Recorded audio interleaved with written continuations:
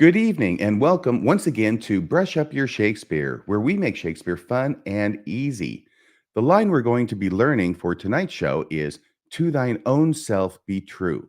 Say it with me, to thine own self be true. And once again, please, to thine own self be true. We are now in Act 1, Scene 3 of Hamlet. You will recall that at the end of the last scene, Horatio had told Hamlet that his father's ghost was walking the castle ramparts at night, and Hamlet had agreed to join them that very night to see for himself and try to get the ghost to talk to him.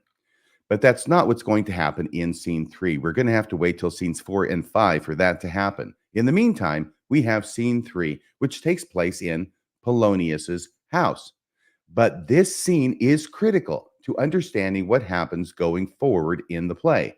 Not only that, this scene contains some of the most famous lines Shakespeare ever wrote. And one of those lines is our line for today: To thine own self be true. A little personal story. I mentioned before that I played Claudius in 11th grade in my high school production of Hamlet. It was the first play I had ever auditioned for, and I was excited at the prospect of playing Claudius, but I was also a bit overwhelmed and daunted by the number of lines I had to memorize. The part of Polonius went to Stan Borg, who was one of the drama kids and had been in theater in the high school for a long time before this. I distinctly remember one day shortly after the parts were announced, when Stan Borg approached me in the school library. He wanted to tell me something. He motioned me over and whispered to me, I was going over the script last night, and I just wanted you to know that Polonius has more lines than Claudius. Seriously, true story. I honestly did not know what to say to him. It was obviously important to Stan to communicate this information to me, but from my point of view, I would have been happy to give him some of my lines if he wanted them, so I would have fewer to memorize. The song lyric really is true. There's no people like show people, and in a lot of different ways. But back to the play. You may remember that Polonius is the advisor to the king, sometimes called the chamberlain. Polonius has two adult children, Laertes and Ophelia. We met both Polonius and Laertes in the last scene, where we learned Laertes is returning to France. But now in this scene, we get to meet Polonius's other adult child, Ophelia. As the scene opens, we find Laertes talking with Ophelia. Laertes has to make it quick because his ship to France is waiting on him. But there is something very important he has to say to his sister Ophelia, and it is about Hamlet. The critical part of this scene is that we learn Hamlet and Ophelia have a thing going on, and they've been having a thing going on for some time. Laertes wants Ophelia to be careful, noting that Hamlet's affections for Ophelia may seem real enough, but they will not last. Laertes tells her, for Hamlet and the trifling of his favor, hold it a fashion or a fad, and a toy in blood, a violet in the youth of primy nature, and primy means youthful, a violet which is beautiful, but it doesn't last very long. It's forward, not permanent, sweet, not lasting. And forward there means premature. Premature, not permanent, sweet, not lasting, the perfume and suppliance of a minute, no more. Suppliance there means diversion. So it's the perfume and diversion of a minute, no more. A beautiful way of expressing how he's telling his sister Ophelia to be careful, because Hamlet may seem like he's really in love with her now, and he probably is, but it's not going to last. Laertes reminds Ophelia that Hamlet is a prince, and because of that, Hamlet can't choose the woman he wants to marry, but that decision will be made for him. But what Laertes is most concerned about is that Ophelia will have sex with Hamlet, lose her chastity, and ruin her reputation. He tells her, then weigh what loss your honor may sustain. If with too credent ear you list his songs, and credent there means believing. If with too believing an ear you list his songs, list is simply an abbreviation of the word listen. So it's listen to his songs. Or lose your heart, or your chaste treasure open to his unmastered importunity. Now, importunity means Hamlet's repeated requests. I'll let you figure out what Ophelia's chaste treasure means. But he's worried that Ophelia will your chaste treasure open to his unmastered importunity. But Ophelia suspects that her brother Laertes is giving her advice that he himself will not keep upon his return to France. In other words, she's suspecting that Laertes may be a bit hypocritical in giving her this advice, which he's not going to be following himself. And she responds to him in this way where she likens this advice that Laertes is giving her to the kind of sermon or advice that a corrupt pastor might give to his congregation. She says, "But, good my brother, do not as some ungracious pastors do, show me the steep and thorny way to heaven, whilst, like a puffed and reckless libertine, himself the primrose path of dalliance treads, and recks not his own reed." Yes, I've been looking at the camera while I've been saying that because I'm not reading it. I have it memorized. It's a beautiful passage, and it is a line that Ophelia gets to say to her brother. Let's break it down just a little bit. "But, good my brother, do not as some ungracious or unholy pastors do.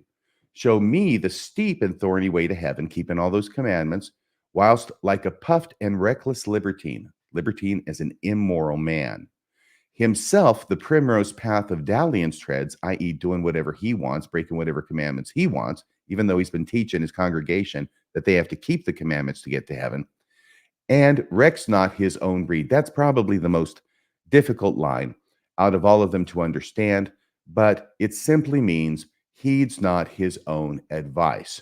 So don't be like a pastor who shows me all the commandments I have to follow to get to heaven, but himself breaks all the commandments in his private life and heeds not his own advice. What a response from Ophelia. Now Polonius enters the scene, and because Laertes hasn't left for France yet, he takes the opportunity to give Laertes some words of fatherly advice. Among those pieces of advice from Polonius are these: "Neither a borrower nor a lender be." Yep, that's from this scene. That's from Shakespeare. "Neither a borrower nor a lender be, for loan oft loses both itself and friend." By the way, oft, of course, means often. I think we know that, but it's also similar to list being an abbreviation for listen, isn't it? "For loan oft loses both itself and friend." How many times have we had the experience of loaning money to a friend? The money doesn't get paid back, and we lose both the money we lent and the friendship of the one we lent it to. Good advice from Polonius. Polonius concludes his advice with this: "This above all, to thine own self be true, and it must follow as the night the day, thou canst not then be false to any man." Did you catch the quote for the day? It was in there. To thine own self be true. Let's say it again. To thine own self be true. This is an easy one. It's pretty short and pretty famous. One more time. To thine own self be true. Now, for extra credit, since this line is so easy today, you can memorize the rest if you want. "And it must follow as the night the day, thou canst not then be false to any man." Because that kind of really drives it home, doesn't it? If you memorize all of it. Totally optional.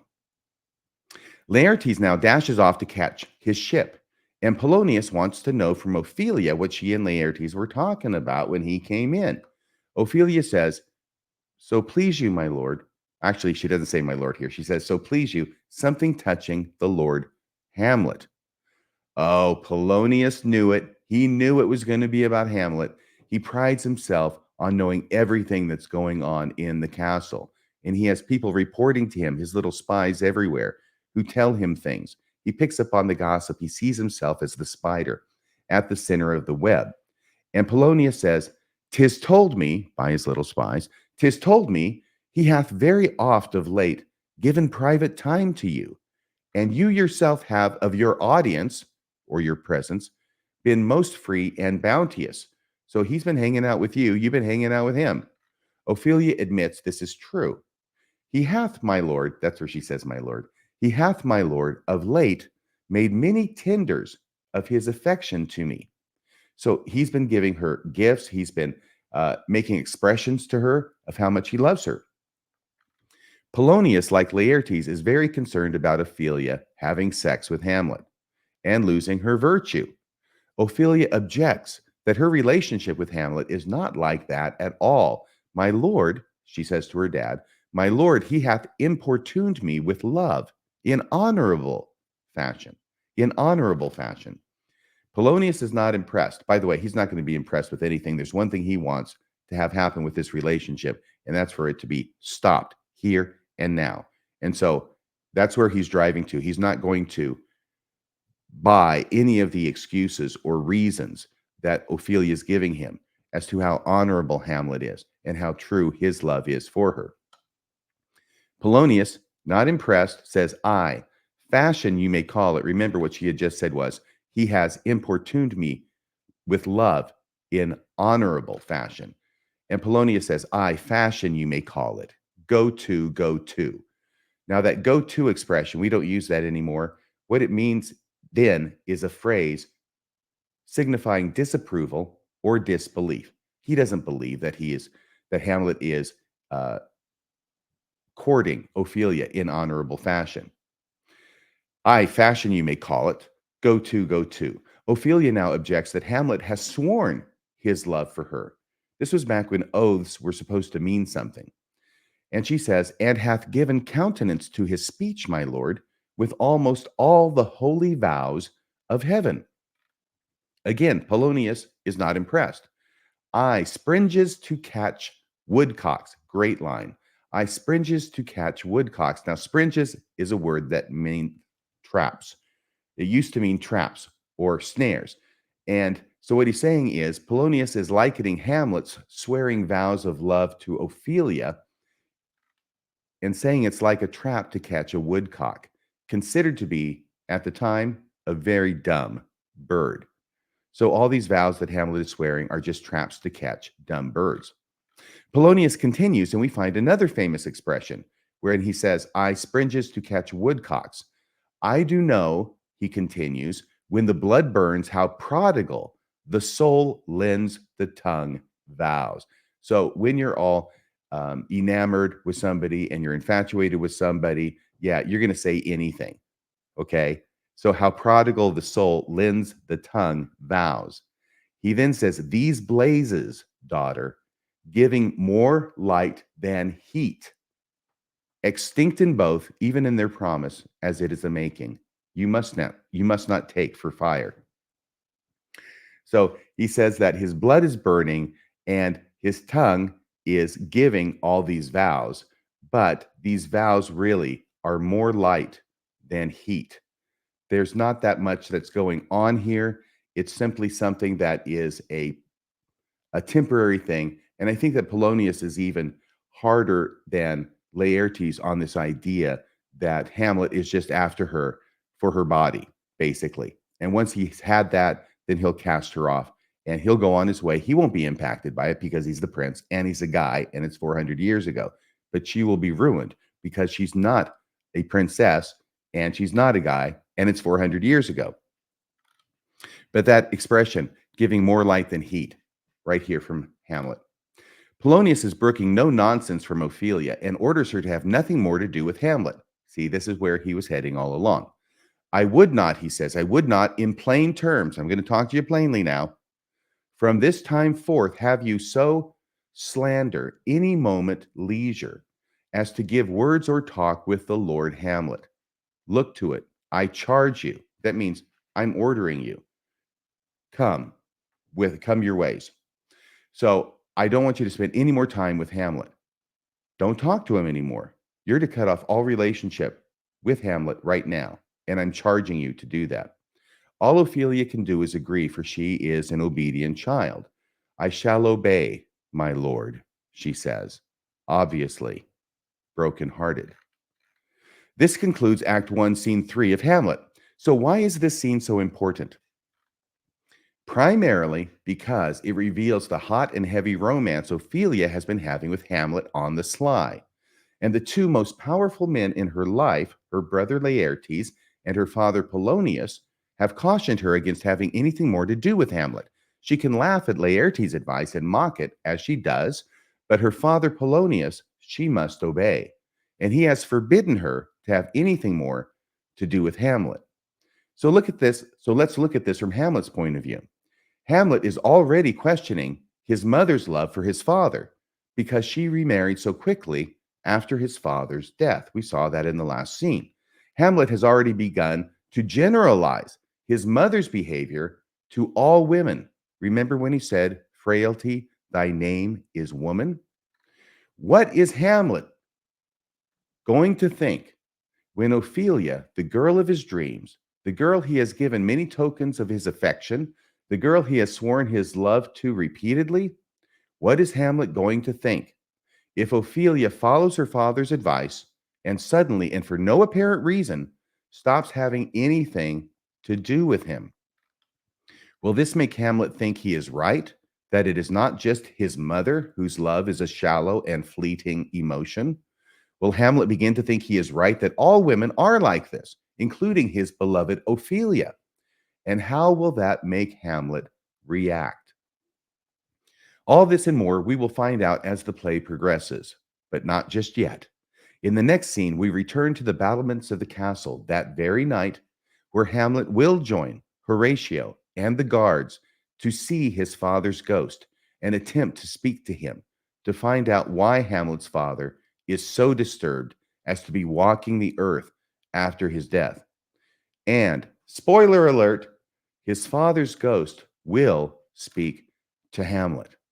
And what the ghost will tell Hamlet is so shocking, it completely rocks Hamlet's world and sets in motion the rest of the action of the play, leading inexorably to the deaths of not only Hamlet, but his mother, as well as the new king, Claudius. And by the way, the three individuals that we've been talking about in this scene, Polonius, Laertes, and Ophelia, all three of them will also meet their ends before this play is over. Before I sign off, though, do you remember today's line from Shakespeare? To thine own self be true. Once again, to thine own self be true. And the third time, and see if you can say the rest of it. To thine own self be true, and it must follow as the night the day. Thou canst not then be false to any man. Well, that's about all for tonight. Thanks for watching. Please hit like, please hit subscribe, please share with family and friends. Please leave a comment below and let me know what you think and whether you have any questions or suggestions. And please join me next time for Brush Up Your Shakespeare. Good night.